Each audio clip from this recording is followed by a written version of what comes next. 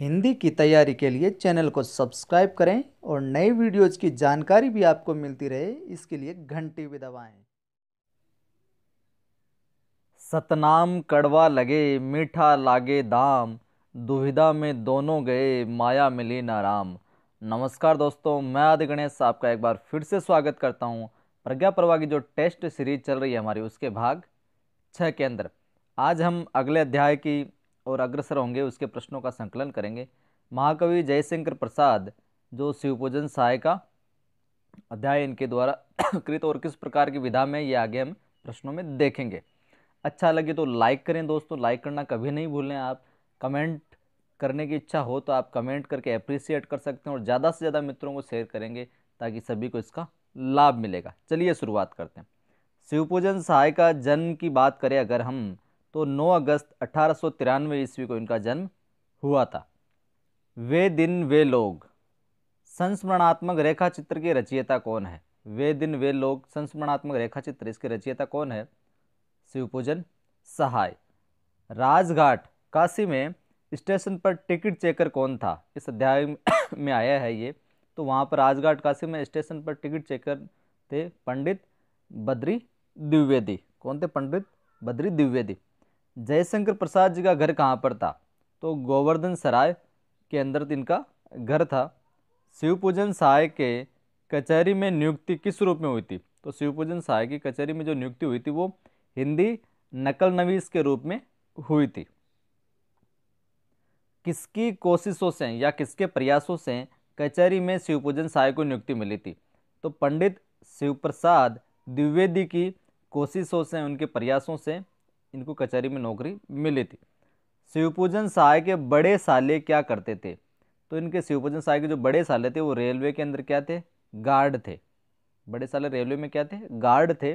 और पंडित बद्री द्विवेदी के बड़े भाई का नाम क्या था?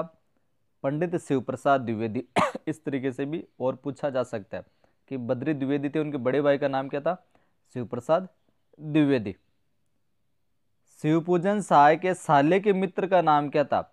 पंडित बद्री द्विवेदी।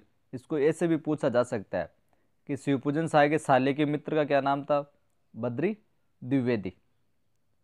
कचहरी में नियुक्ति से पहले, कचहरी में जब नियुक्ति हुई थी उससे पहले शिवपूजन सहाय की जो योग्यता की परीक्षा हुई थी, जांच हुई थी, वो किसने की थी?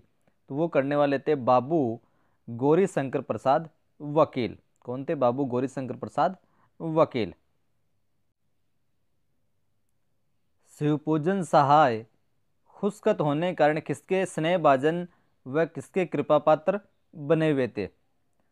स्नेहभाजन तो थे ये बाबू गौरी प्रसाद वकील के, और कृपा पात्र एडिशनल मुंशी बाबू रघुवर दयाल के बने हुए थे ये। खुशखत यानी सुलेख। एडिशनल मुंशी बाबू कहाँ के निवासी थे? तो एडिशनल मुंशी बाबू जो थे वो आगरा के निवासी थे। मुंशी बाबू के दफ्तर में जो सज्जन रहते थे, एडिशनल मुंशी बाबू के दफ्तर में जो सज्जन रहते थे उनका क्या नाम था? श्री राधा कृष्ण जी। और श्री राधा कृष्ण जी कौन से मोहल्ले के रहने वाले थे? तो ये गोवर्धन सराय मोहल्ले के रहने वाले थे।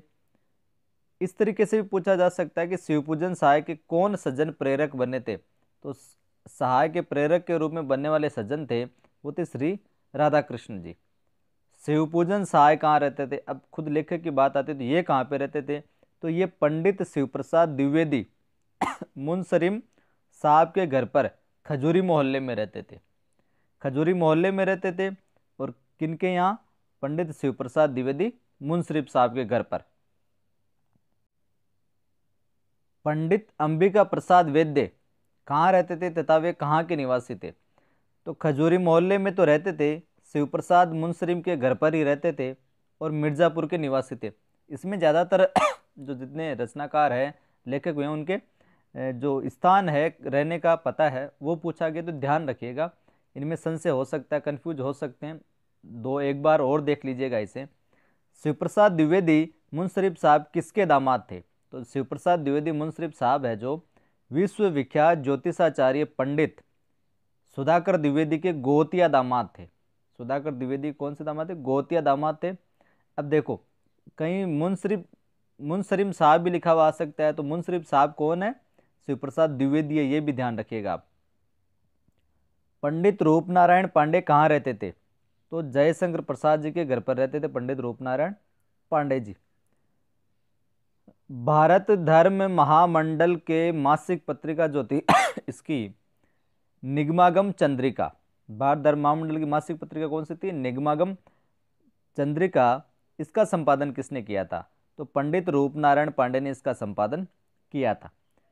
किसका घराना काशी में बहुत प्रतिष्ठित माना जाता है? वह उनके किसकी दुकान थी? तो जयशंकर प्रसाद का जो घराना है वो काशी में प्रतिष्ठित माना जाता है और उनके जर्दा सुरती की दुकान थी।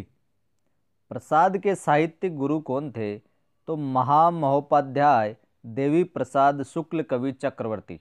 महामहोपाध्याय देवी प्रसाद शुक्ल कवि चक्रवर्ती ये प्रसाद के साहित्य गुरु थे। बीड़े पर सींक से किसकी लकीर खींच देने से जाड़े की रात में भी ललाट पर पसीना आ जाता है? तो किमाम की लकीर खींच देने से जाड़े की रात में भी पसीना आ जाता है। और किमाम के अर्थ की बात करें तो किमाम का अर्थ होता है सुगंधित द्रव्य। तो शुक्रिया दोस्तों, ये थे इस सीरीज में कुछ विशेष प्रश्न। अगली सीरीज में और विशेष प्रश्नों का संकलन किया जाएगा। अच्छा लगे तो लाइक करें, शेयर करें और ज़्यादा से ज़्यादा मित्रों को शेयर करें। जैसा कि मैंने आपको कल बताया था, सुबह सुबह रोज़ आपको टेस्ट सीरीज मिलेगी। जैसे आज में अभी प्रज्ञा पर्वा की सीरीज भी चल रही है और बीच बीच में साहित्य इतिहास की सीरीजें भी हम डालते रहेंगे। सुबह सुबह दोपहर में कक्षा होगी और शाम को अपने हिंदी के पेपर में मनोविज्ञान आएगी, तो मनोविज्ञान भी प्रारंभ हम जल्दी ही करेंगे। उसका भी मैटर जो तैयार हो रहा है। शुक्रिया।